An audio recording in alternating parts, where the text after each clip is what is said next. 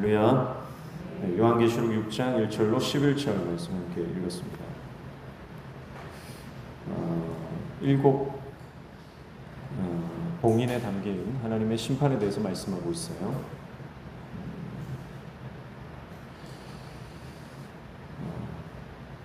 오장에서 보니까 보좌에 앉으신 이가 두루마기를 가지고 계셨는데 그 두루마기를 아무도 풀 자가 없다. 그 두루마기를 아무도 열어볼 수 있는 사람이 없어서 요한이 슬퍼했다, 이렇게 말하죠. 그런데 그때 그 인봉을 떼시고 또 두루마기를 푸실 수 있는 유일한 존재인 예수 그리스도, 어린 양이신 예수 그리스도가 등장하시고 그것을 취하여 이제 그것을 이제 떼는 장면이 오늘 본문의 말씀입니다.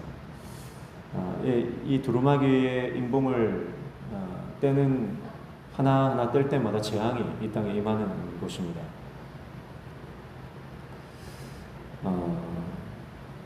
왜 이 재앙이 임하느냐, 이것을 우리가 생각해 볼 필요가 있는데, 초대교회 성도들은 극심한 그 핍박과 고난 가운데 있었습니다. 내가 예수님을 믿는데, 내가 주님을 따라가는데 너무 많은 핍박이 있으니까 도대체 이 핍박이 왜 오는 건지, 또 언제 끝나는지, 거기에 대한 심각한 고민들과 질문들이 그들의 마음속에 있었을 거예요. 그래서 요한을 통해서 하나님께서 계시의 말씀을 주시는데, 이 말씀을 통해서 성도들이 얻는 게 뭐냐면, 이래서 고난이 오는 것이구나, 이래서 핍박이 오는 것이구나, 그러나 이 핍박이 영원한 것이 아니구나, 이 고난이 끝나는 날이 있구나, 결국 교회는 승리할 것이구나, 그것을 보는 겁니다. 그것을 알게 되는 겁니다. 우리 성도들도 지금도 마찬가지예요. 이 계시록의 말씀이 단지 1세기의 초대교회 성도들에게만 주신 말씀이 아니잖아요. 우리도 마찬가지입니다. 우리가 신앙생활하면 일이 다 잘 풀리는 게 아니죠. 일이 꼬이기도 하고, 사는 게 너무 팍팍해지기도 하고, 관계가 틀어지기도 하고, 또 건강이 나빠지기도 하고, 재정적으로 힘든 상황들이 펼쳐지기도 하고요. 우리가 예수님을 믿으면서 복을 받는다 그러는데, 진짜 나는 왜 복 받는 인생처럼 안 느껴지나, 그런 생각이 들 때가 있습니다. 근데 진짜 본질적인 복이 뭔가, 그리고 왜 우리 삶 가운데 이런 고난이 있고 고난을 어떻게 뚫고 나갈 것인가라고 하는, 거기에 대한 해답을 주는 것이 요한계시록의 말씀이다. 그래서 우리가 지난번에도 말씀드렸지만, 요한계시록은 두려움 책이 아니다, 위로의 책이고 격려의 책이다 그랬잖아요. 그래서 요한계시록을 우리가 들여다보면서 이 말씀을 묵상하게 되면 예수님이 얼마나 우리를 사랑하시는지, 하나님이 교회를 얼마나 아끼시는지를 깨닫게 되는 것입니다. 그래서 하나님께서 우리를 부르셨잖아요. 교회라고 하는 것은 부르신 사람들의 모임 아닙니까? 우리를 교회로 부르셨고, 우리가 성도로 이 땅을 살아갈 때 하나님이 우리를 얼마나 사랑하시고 아끼시고 우리를 정말 귀하게 생각하셨는지, 그걸 깨닫게 되는 것입니다. 역사적으로 보니까 초대교회 성도들은 주후 60년이 대지진이 있었다고 합니다. 대지진이 있어가지고 엄청나게 많은 사람들이 죽었다는 거예요. 지금 그 지각, 우리 지구에 보면 불의 골이라고 해서 그 지진이 자주 일어나는 그 지역이 있지 않습니까? 그 집안이 있잖아요. 거기 지금 100년에 한 번씩 오는 대지진이 또 온다 그러면서 지금 굉장히 사람들이 불안해하고 있는데, 지진이 한번 일어나 버리면 사람이 감당할 수가 없죠. 그래서 자연재해로 인한 이 두려움은요, 사람이 감당할 수 없는 것입니다. 그래서 초대교회 성도들이 예수님 돌아가시고 난 이후에 한 60년쯤 되었을 때 이 큰 지진을 경험하게 되는 거예요. 그리고 주 64년부터 네로 황제의 핍박이 극심해졌습니다. 예수 믿는 사람들 다 잡아 죽이는 거예요. 그래서 예수님을 믿는 사람들을 원형 경기장에 넣어서 사자와 싸우게 만들죠. 싸우는 게 아니라 그냥 사자 밥으로 그냥 내어주는 거. 그리고 예수 믿는 사람들을 잡아서 처형을 하고 이 장대에 매달아 가지고 기름을 부어서 밤새도록 태웠죠. 그래서 로마의 밤거리를 예수 믿는 사람들의 육체를 태워서 밝혔다. 그런 기록들이 있습니다. 얼마나 이 핍박이 심한지 그때 성도들이 어떻게 합니까? 성도들이 무덤으로 들어가요. 그래서 지하에 무덤으로 들어가요. 그걸 카타콤이라고 그러잖아요. 무덤 안에서 생활하는. 그래서 예수님 믿는 사람들끼리의 신호가 이제 익투스죠. 물고기 모양을 그려가지고 예수님은 나의 그리스도시다. 그걸 약자로 해서 익투스라고 해서 예수님을 믿는다는 것을 공개적으로 말하면 바로 직결 처형을 당할 수밖에 없는 그런 극심한 핍박 가운데 초대교회 성도들이 놓였다는 것. 그런 상황 가운데서 도대체 이런 상황들이 언제 끝나는가? 이런 핍박 가운데 나는 어떻게 믿음을 지킬 수 있는가? 그런 수많은 딜레마에 성도들이 빠져 있을 때 요한계시록의 말씀을 통해서 성도들을 위로하시는 거예요. 지금 북한 성도들 상황이 그와 같지 않습니다. 지난주에 지난 6월 25일에 남성교회에서 우리가 구국 기도회를 가졌는데 그때 탈북하신 그 강사님이 하셨던 그 말씀들을 보면 정말 처절한 거예요.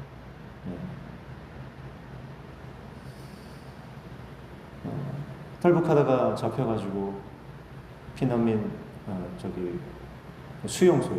수용소에 잡혀 들어갔는데 총살 위기 앞에서 몸무게가 그때 이 원장님이 24kg 나갔다는 거예요. 사람 몸무게가 24kg, 성인 어른이 24kg가 나갔다. 그래서 이건 뭐 죽일 필요도 없다. 이미 산 송장이다 그래가지고 시체 더미에 집어 던졌는데 거기서 살아납니다. 그 죽음 앞에서 하나님을 찾게 되고 거기서 하나님의 은혜를 경험하게 되고 하나님의 전적인 은혜로 탈북하게 되는 거죠. 지금도 우리는 편안한 삶을 살아가지만 북한의 성도들은 지금도 지하교회에 숨어들어서 현대판 카타콤이죠. 지하교회라고 하는 것은 땅굴을 파서 들어간다는 게 아니고 드러내지 못하는 곳에서 숨어서 드리는 교회를 지하교회라고 하거든요. 그래서 산의 동굴이나 그런 잘 발각되지 않는 그런 곳이나 아니면 정말 가정마다 숨어서 예배를 드리고 있는 것이죠. 아마 북한교회 성도들은 지금도 그런 기도를 하겠죠. 하나님 언제까지입니까? 도대체 언제까지? 이 독재 정권이 언제 막을 내리는 것입니까? 기도하고 있을 것입니다. 근데 더 놀라운 것은 그것만을 위해서 기도하는 것이 아니라 남한교회 성도들을 위해서 기도하고 있다는 거예요. 남한교회에 부흥을 주달라고. 대한민국 땅에 세워진 교회들이 회복되게, 복음으로 회복되게 되려고 북한의 성도들이 기도한다는 것입니다. 주 70년에는 예루살렘 성전이 무너졌습니다. 예루살렘 성전이 무너졌다라고 하는 것은 단순한 성전, 건물이 무너진 것의 의미가 아니라 더 그들의 인생에 정말 영적인 파국, 종말이 왔다는 것, 그 죽는 것이 더 낫다. 그렇게 생각될 정도로 유대인들에게는 충격. 무너집니다. 로마에 의해서. 제가 예전에 섬기던 교회는 과거에 예배당이 화재가 나서 전소가 된 적이 있습니다. 성도들이 너무너무 힘들었다더라고요. 그렇지만 건물이 불타면 다시 지으면 되잖아요. 그래서 더 아름답게 지었어요.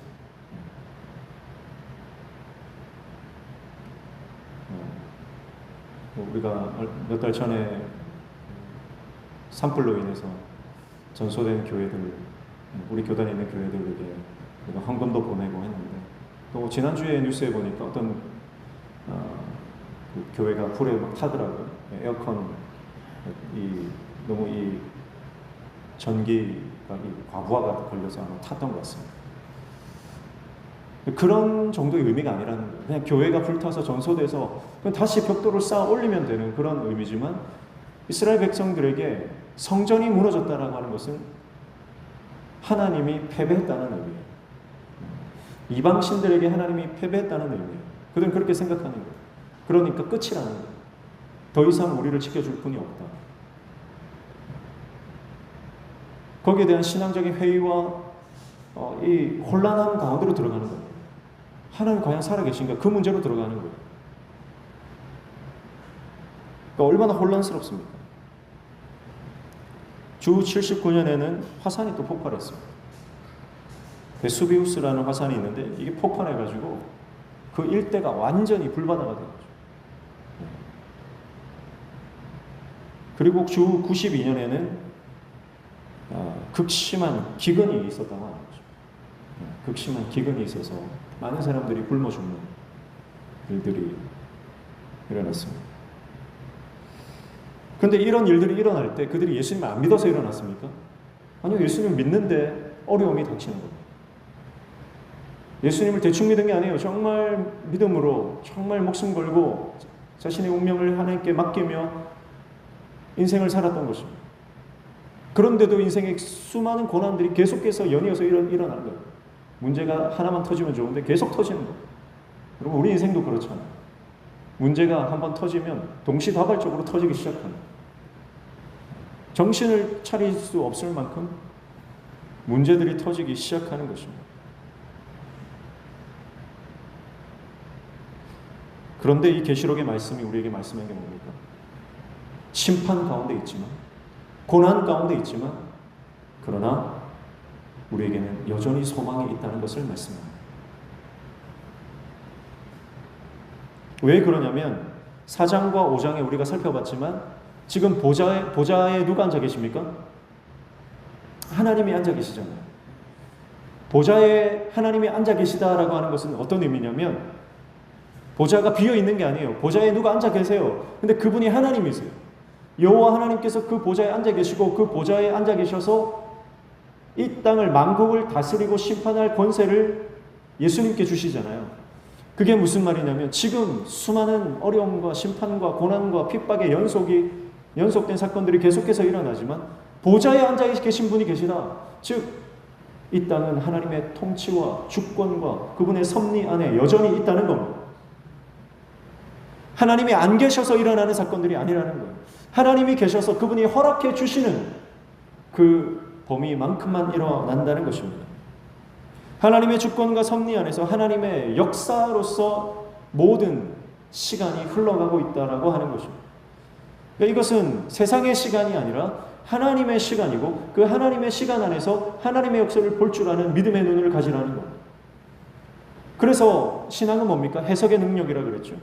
동일한 사건이 일어나지만 어떤 렌즈를 가지고 보느냐에 따라서 해석이 완전히 바뀌는 것입니다.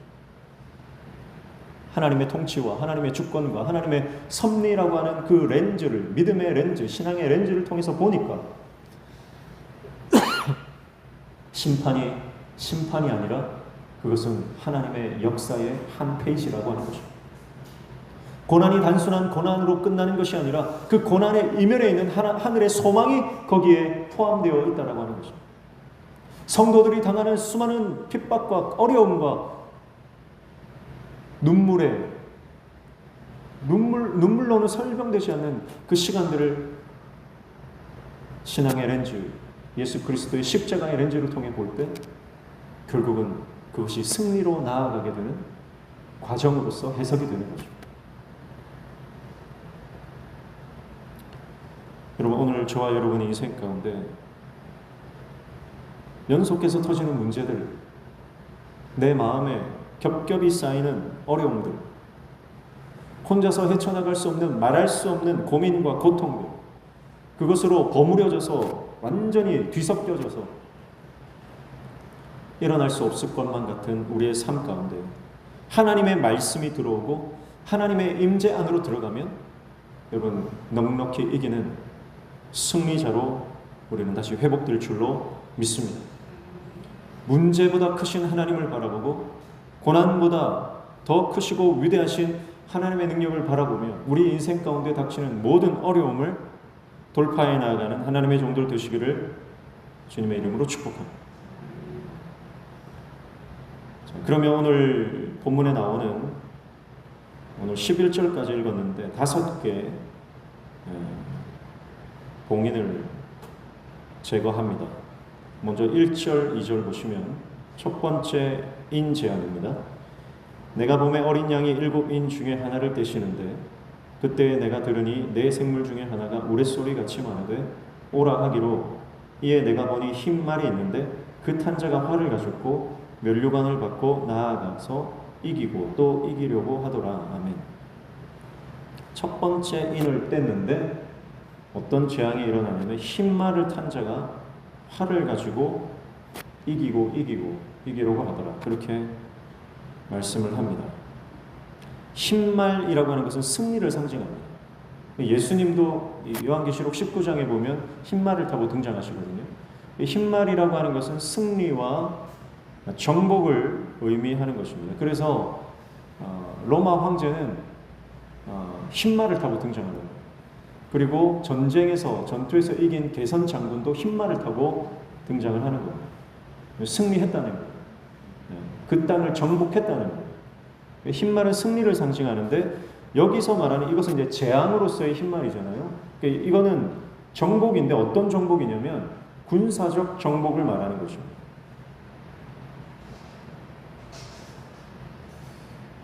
그래서 폭력적인 것이죠.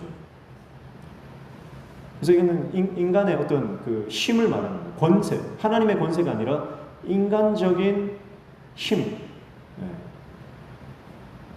그래서 힘으로 정복하고 억누르고 다른 사람을 밟아서 올라가는.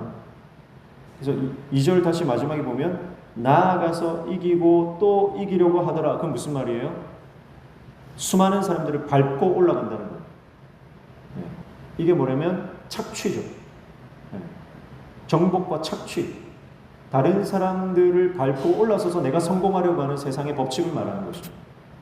이게 첫 번째 재앙으로서 등장합니다. 그래서 이 땅에 수많은 권력자들이 등장해서 사람들을 억압하고 압박하고 탈취하고 착취하고 군림하는 것입니다. 그래서 하나님께서 허락하시는 첫 번째 인재앙이 임할 때 세상은 완전히 힘의 구도로 바뀐다는 거죠. 완전히 힘센 사람이 힘없는 사람을 완전히 억압한 그런 일들이 일어나는 것입니다. 근데 예수님은 어떤 분이세요? 예수님은 진정한 권세를 가지신 분이고 그 진정한 하늘의 권세를 가지고 어떻게 하세요? 약한 자를 도우시는 것. 약한 자를 도우시는 것. 자, 여러분 우리 교회 안에 우리 공동체 안에 세상의 논리가 들어올 수 있습니다. 세상의 논리가 들어오면 목사가 높고 장로가 높고 권사가 높다고 생각하는 거예요. 세상의 논리가 들어오면 저 사람은 나보다 못하고 저 사람은 나보다 믿음이 약하니까 무시해도 되고 내가 저 사람은 주목하지 않아도 되고 그 세상의 논리로 사람들을 평가하고 판단하고 정죄하고 비판하는 것입니다. 교회 안에 세상의 논리가 들어오면 상하 관계가 되는 거예요. 주종 관계가 되는 것입니다. 목회자들 안에 이런 세상의 논리가 들어오면 목회자들 안에도 서열을 매기는 거예요. 그러나 하나님의 나라의 원리는 그것이 아닙니다. 더 섬기는 거예요. 힘 있는 자가 섬기는 거예요. 할렐루야. 더 믿음 좋은 자가 섬기는 겁니다. 내가 신앙의 연륜이 높으면 높을수록 익을수록 고개를 숙이는 겁니다. 내가 더 많이 경험했다면 더 겸손해지는 거예요. 내가 이런 사역도 해보고 저런 사역도 해보고 단기 선교도 나가보고 장기 선교도 나가보고 뭐 이런 사역도 하고 내가 다 해봤어. 그런데 성령이 임하시면 겸손해집니다. 그러나 세상의 논리로 살아가는 사람은 교회 안에서 내 의가 드러나지 않으면 견딜 수가 없는 거예요.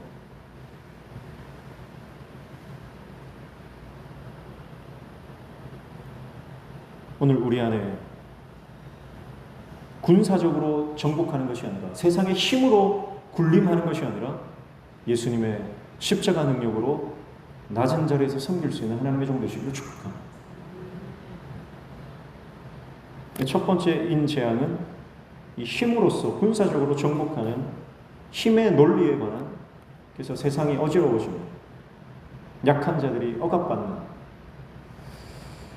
두 번째는 3절 4절이죠.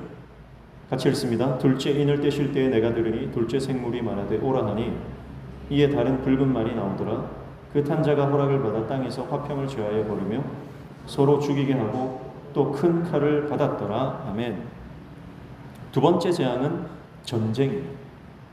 전쟁이 일어나는 것. 그래서 붉은 말을 타고 등장하는 인물이 있는데, 여기서 붉은 말은 전쟁을 일으켜서 평화를 없애고 땅을 피로 물들이는 전쟁의 말입니다. 그래서 뭐가 사라지는 거예요? 땅에서 뭐가 제하여 버립니까? 화평을 제하여 버리는 거였습니다. 평화가 사라진다는 거예요.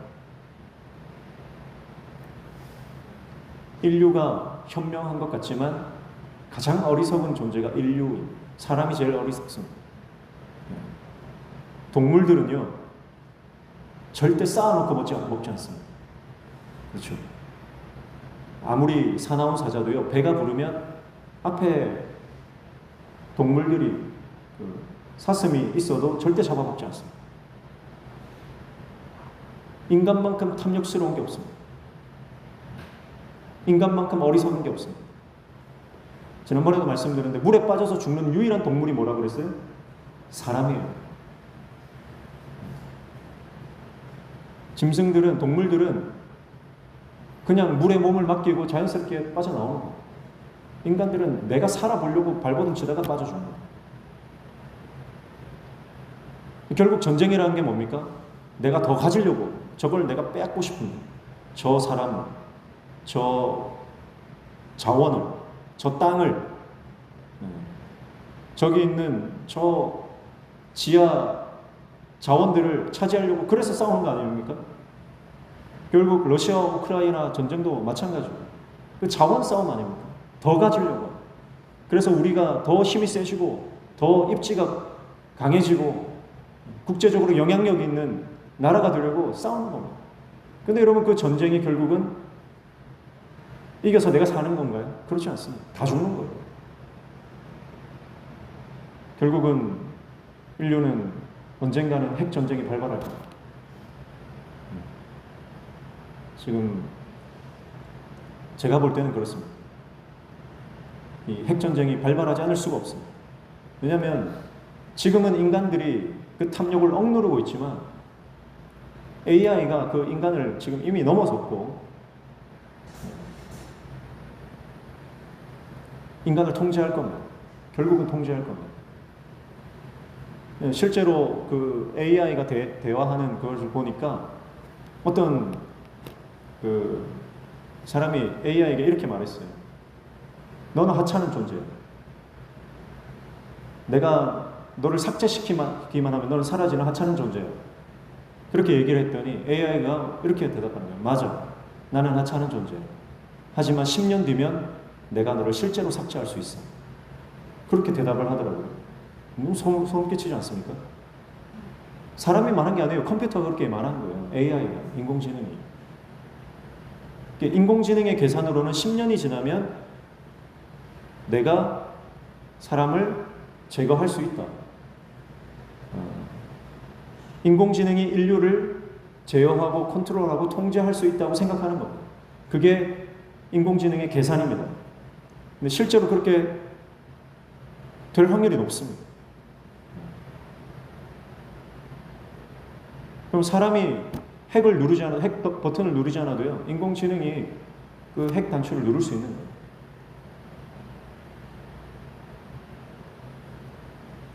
인간의 편의를 위해서 좀 더 편한 세상, 편리한 사회를 만들기 위해서 인공지능을 만들었는데 결국은 그것이 나중에는 인간을 다 지배하게 되는 그런 일들이 벌어지는 것입니다.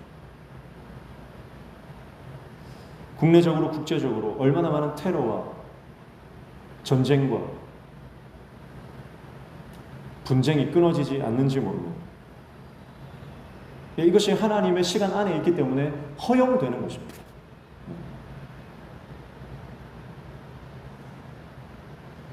세 번째는 5절 6절입니다. 같이 읽습니다. 시작. 셋째 인을 떼실 때에 내가 들으니 셋째 생물이 말하되 오라 하기로 내가 보니 검은 말이 나오는데 그 탄 자가 손에 저울을 가졌더라. 내가 네 생물 사이로부터 나는 듯한 음성을 들으니 이르되 한 데나리온의 밀 한 되요 한 데나리온의 보리석대로다. 또 감람류와 포도주는 해치지 말라 하더라. 아멘. 셋째 재앙은 기근입니다. 기근.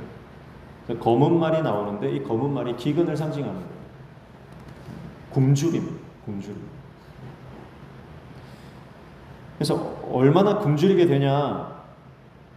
6절에 보면 한 데나리온의 밀 한 되라고 있습니다. 밀 한 되. 밀 한 되는 성인 남성이 한 끼 먹을 수 있는, 겨우 하루 먹을 수 있는 양인데 한 데나리온이래요. 그 가격이 한 데나리온. 한 데나리온이면 성인 남성이 하루 종일 일해서 받는 품삯이거든요. 그러니까 겨우 하루 열심히 일해서 입에 겨우 풀칠하는 정도입니다. 뒤에 보면 한 데나리온의 보리석대라고 했죠. 보리석대. 보리석대는 이 한 가정이 한 끼 먹을 수 있는 아주, 그것도 이 좋은 보리가 아닙니다. 아주 상태가 좋지 않은, 아무리 열심히 일해도 입에 풀칠하기 힘든 그런 인플레이션, 물가가 천정부지로 오른다는 거예요. 그래서 돈이 있어도 사실은 나중에는 먹을 수 없는 그런 상태가 온다는 거예요.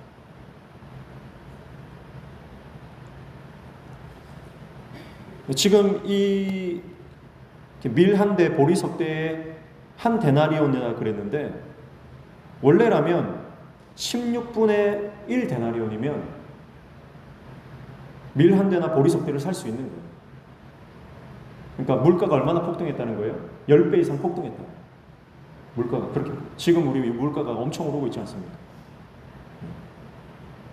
그러니까 우리는 믿음의 눈으로 볼 때 물가가 오른다 그러면 뭘 생각해야 돼요? 주님 오실 날이 가까웠다 생각. 그냥 물가가 오르는 게 아니라 경제가 안 좋아서 물가가 오른다. 경제학자들은 그렇게 해석하는 거예요. 외교 관계가 좋지 않고 우리나라 국력이 약해져서 그렇다. 그래서 물가가 오른다. 그거는 뭐 정치인들이, 외교 하시는 분들이 생각하는 겁니다. 그러나 믿음을 가진 우리는 어떻게 생각해야 돼요? 물가가 오른다 그러면 주님 오실 날이 더 가까웠다. 내가 더 깨어 있어야 된다. 어떻게 돈 더 많이 벌까? 그런 생각을 하는 게 아니라 물가가 오르고 정말 살기가 팍팍해지고 그러면 주님이 오실 날이 더 임박했구나.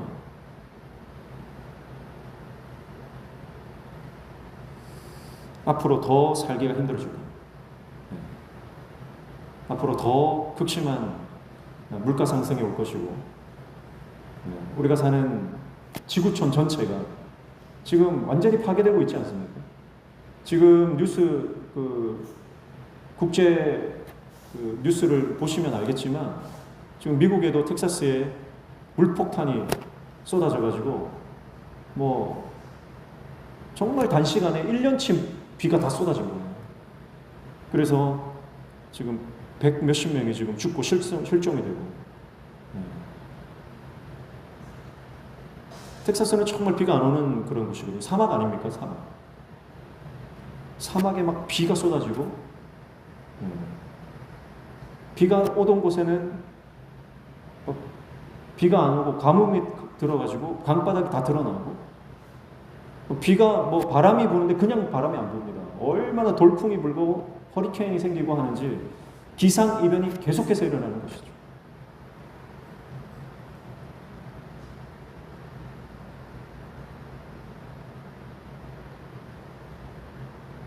네 번째 재앙은 7절 8절입니다. 같이 읽습니다. 넷째 인을 떼실 때에 내가 넷째 생물의 음성을 들으니 말하되 오라 하기로 내가 봄에 청황색 말이 나오는데 그 탄 자의 이름은 사망이니 음부가 그 뒤를 따르더라. 그들이 땅 4분의 1의 권세를 얻어 검과 흉년과 사망과 땅의 짐승들로서 죽이더라. 아멘. 넷째인 재앙은 사망입니다. 사망. 여기에서 사망이니 음부가 그 뒤를 따르더라 그랬는데, 사망이라고 하는 하데스, 이것은 지옥을 말하는 거죠. 그러니까 이 땅이 지옥처럼 변한다는 거죠. 대혼돈과 대공황이 일어날 것이다. 그로 말미암아 땅 4분의 1의 권세를 얻어 검과 흉년과 사망과 땅의 짐승들로서 죽이더라 그랬습니다. 땅의 4분의 1이 죽는다는 것입니다. 어마어마한 재앙이 일어난다는 것이죠. 그래서 이 땅에 큰 어떤 자연재해나 대혼돈과 공황이 일어나서 수많은 사람들이 죽는데, 그들의 죽는 것은 폭력과 굶주림과 혼돈에 의한 사망이다, 그렇게 말을 하고 있습니다. 세계 곳곳에서 내전이 일어나고 있고 또 테러가 계속해서 자행되고 있습니다. 폭력적인 시위와 데모가 끊이지를 않습니다. 그러면서 그것을 제압하는 과정에서 많은 사람들이 죽고 있는 것이 사실입니다. 갈수록 우리가 살아가는 세상은 더 혼돈에 빠질 것입니다.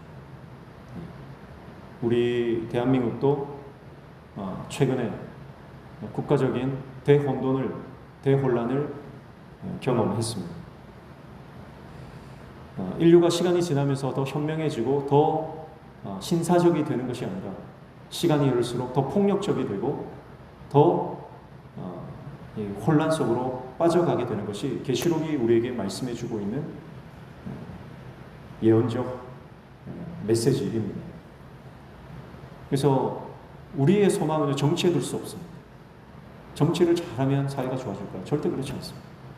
경제가 회복되면 살만해질까요? 절대 그렇지 않습니다. 우리의 소망은 오직 예수 그리스도인 줄 믿습니다. 그래서 하나님 나라의 소망을 둘 수밖에 없는 거예요. 앞으로는 더욱 기독교에 대한 박해가 심해질 것이고, 그러나 그 박해 가운데서 믿음의 꽃을 피우는 순교의 열매를 맺는 하나님의 종들이 일어날 것입니다. 우리가 준비해야 되는 것은 박해가 멈추기를 원하는 것이 아니라, 박해를 어떻게든 줄이려고 하는 것이 아니라, 앞으로 일어날 박해를 어떻게 대비하고 내가 어떻게 순교의 열매로 하나님께 나를 전제로 부어드릴 것인가를 우리가 준비해야 되는 거예요. 왜냐하면 이건 막을 수 없는 예언된 말씀이기 때문에.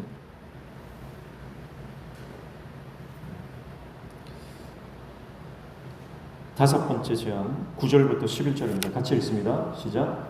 다섯째 인을 떼실 때 내가 보니 하나님의 말씀과 그들이 가진 증거로 말미암아 죽임을 당한 영혼들이 제단 아래 있어 큰 소리로 불러 이르되 거룩하고 참되신 대주제여 땅에 거하는 자들을 심판하여 우리 피를 갚아주지 아니하시기를 어느 때까지 하시려 하나이까 하니, 각각 그들에게 흰 두루마기를 주시며 이르시되 아직 잠시 동안 쉬되 그들의 동무 종들과 형제들도 자기처럼 죽임을 당하여 그 수가 차기까지 하라 하시더라. 아멘.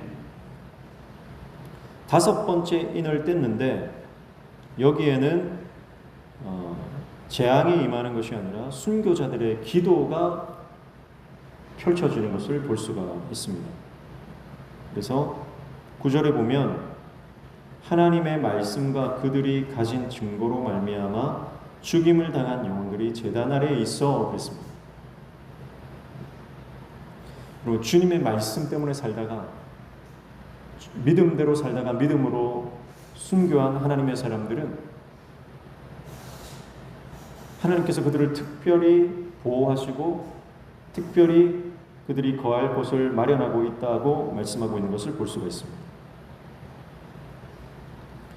그러면서 10절에 보면 그 순교자들이 뭐라고 하냐면 큰 소리로 불러 이르되 거룩하고 참되신 대주제여 땅에 거하는 자들을 심판하여 우리 피를 갚아주지 아니하시기를 어느 때까지 하시려 하나이까 하니 그렇게 말합니다.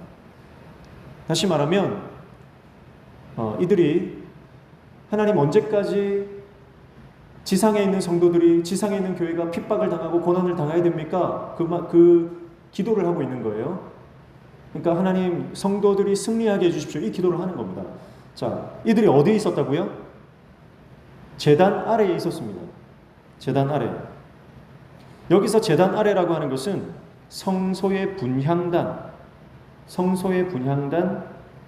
바로 앞입니다. 여기는 어떤 자리냐면 중보기도 하는 자리예요. 그러니까 순교자들이 죽어서 여전히 중보기도 하고 있다. 그런 말을 하는 거예요. 이것은 무슨 말이냐면 그들은 살았으나 죽었으나 기도하다가 그들의 삶은 기도였고 그들의 삶 이후에도 기도다. 그런 말을 하는 것입니다.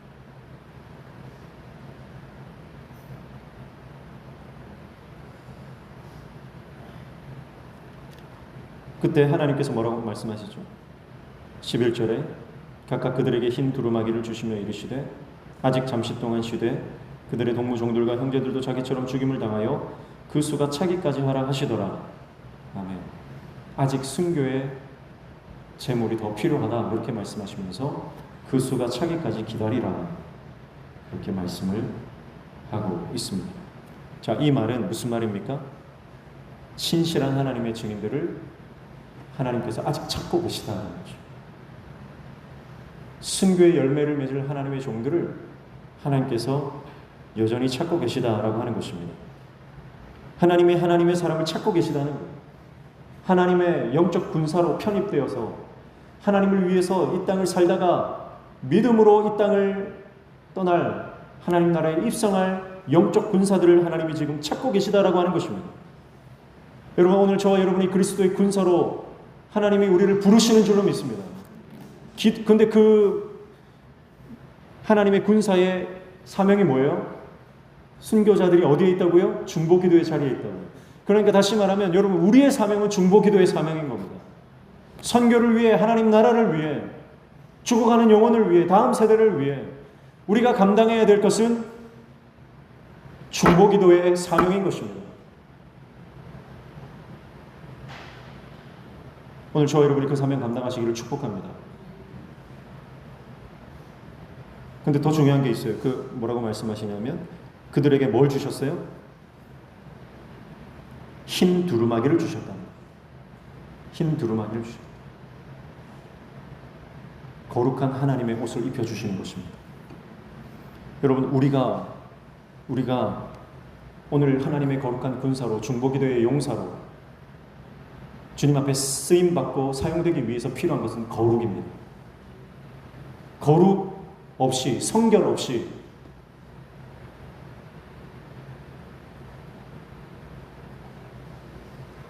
주님 앞에 쓰임받을 수 없는 겁니다. 그래서 세상의 영은 계속해서 우리를 거룩의 자리에서 떨어지게 합니다. 거룩의 자리에서 멀어지게 합니다.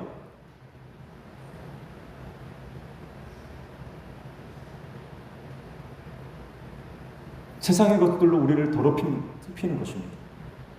그러나 성령께서는 우리에게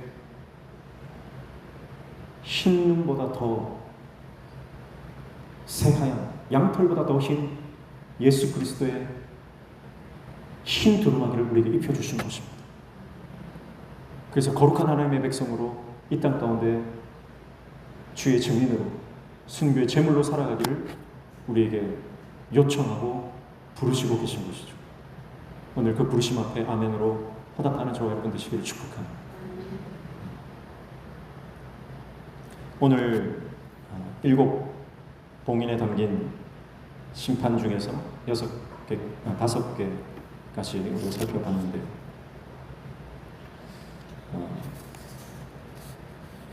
우리가 살아가는 이 땅이 주님의 오심이 임박한 때를 우리는 살아가고 있는 줄로 믿습니다.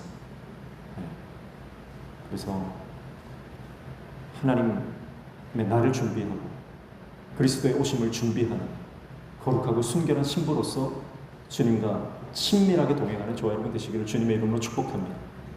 그래서 우리가 지금 준비해야 될 것은 노후 자금 준비할 때가 아니에요. 우리가 지금 준비해야 하는 것은 하나님 앞에 거룩한 신부로 우리가 순결한 거룩함, 성결함을 준비해야 할 때인 줄로 믿습니다. 말씀과 기도로 우리는 거룩하여지는 것입니다. 순종하여 하나님의 영광 가운데로 들어가는 것입니다. 저와 여러분 인생 가운데 하나님께서 우리에게 말씀하시는 이 계시의 말씀을 통해서 더욱 친밀하게 주님과 동행하고 기도의 사명 감당하는 저와 여러분 되시기를 주님의 이름으로 축복합니다. 찬송가 491장 찬양입니다.